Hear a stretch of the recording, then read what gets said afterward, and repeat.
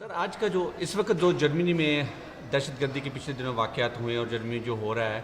Exact اس time اس function کو cultural function کو کرانے کا کیا مقصد ہے؟ جی دیکھیں، ایک تو خیر دیاس میں سیریز آف ایونٹس، جیسے آپ کو پتہ ہے میں نے اپنے کچھ سے پہلے بھی کچھ جو میڈیا سے بات کی اس میں یہ کہا ہے، تو یہ بڑا انفارچونیٹ ہے کہ ایک جرمنی جو کہ ایک ایسا بڑا ملک تھا یورپ میں جو بچا ہوا تھا ٹیررزم کے اس مینس سے، وہ بھی اس کا شکار ہو رہا ہے. تو اس وقت یہ ہے، اس وقت جرمنی کو اور جرمن عوام کو اس چیز کی ضرورت ہے کہ وہ بیکاز دیکھیں اس وقت وہ پریشانی میں ہے. اس وقت ایسا ماحول ہے بیکاز یہ جو سیریز آف ایونٹس ہوئے ہیں اس میں کافی مسلمان ہی تھے، اور پھر ہمارے ریجن سے بھی ایک میں تو شاید ان کو تھا کہ افغان ہے یا کہاں سے ہے، تو باقی بھی جو ہیں ایک ایران سے ہے، ایک کا تعلق ہے. تو اس وقت بہت ضرورت ہے اس چیز کی کہ ہم انہیں بتائیں کہ جی ہمارے ملک جو ہیں یہ کوئی وہ ایسی کوئی ایکسٹریمسٹ سوسائٹیز نہیں ہیں، یہ بڑے کلچرلی الائیو ملک ہیں، بہت رچ ان کا سویلائزیشن اور کلچر ہے، اور ٹیررزم صرف جو ہے وہ اس کا یہ بھی شکار ہے. جس طرح اس لیے آپ نے دیکھا میں نے اپنی تقریر میں کتنی دیر تک بات کی اس حوالے سے جو ہماری پاکستان کی سیکریفائسز ہیں ٹیررزم کے خلاف، اور میں نے اس میں جو ہے انڈیا پاکستان کے جو ہے اس وقت ایشوز ہیں اور کشمیر کا جو مسئلہ ہے اس کو بھی اجاگر کیا، کیونکہ ان کو بھی پتہ چلنا چاہیے اس وقت کشمیر میں جو ہو رہا تھا کہ ان کے ساتھ سمپتھائز کر سکیں، خاص طور پہ اس سچویشن میں جب کہ یہ خود ایک مشکل سے گزر رہے ہیں، ایک سیکورٹی ایشو کو فیس، ایک ٹیررزم کو فیس کر رہے ہیں. سر اس کا آپ کی نظر میں اس کا فیوچر میں کیا حل ہے؟ کس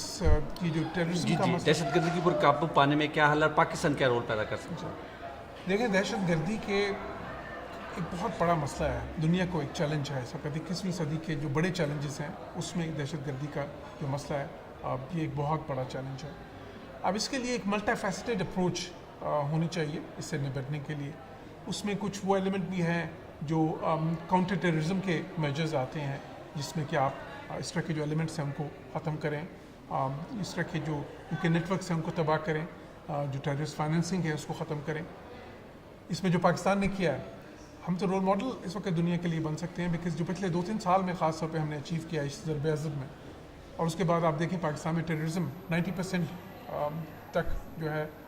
اس پہ قابو پا لیا گیا ہے، اور اب شاذ و نادر ہی وہ واقعات ہو رہے ہیں، اور اتنے ہی ہو رہے ہیں جتنا کہ باقی کسی ملک میں اس وقت دنیا میں ہو رہے ہیں. تو وہ ایک مثال ہم نے قائم کی ہے، ہم نے بتایا کہ کس طرح سے، اور ہم تو ان سے بہت بڑے میگنیٹیوڈ پہ اس کو فیس کر رہے تھے نا. تو اس کا حل جو ہے وہ ملٹی فیسٹڈ ہے. اس میں یہ جو ہے اس کی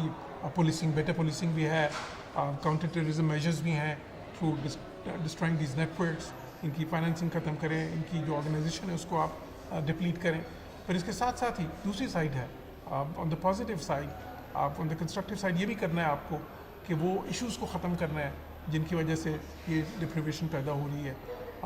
ہم نے کلچرل برجز بنانی ہے دنیا کے مختلف ایتھنیسٹیز کے درمیان، پیپلز کے درمیان،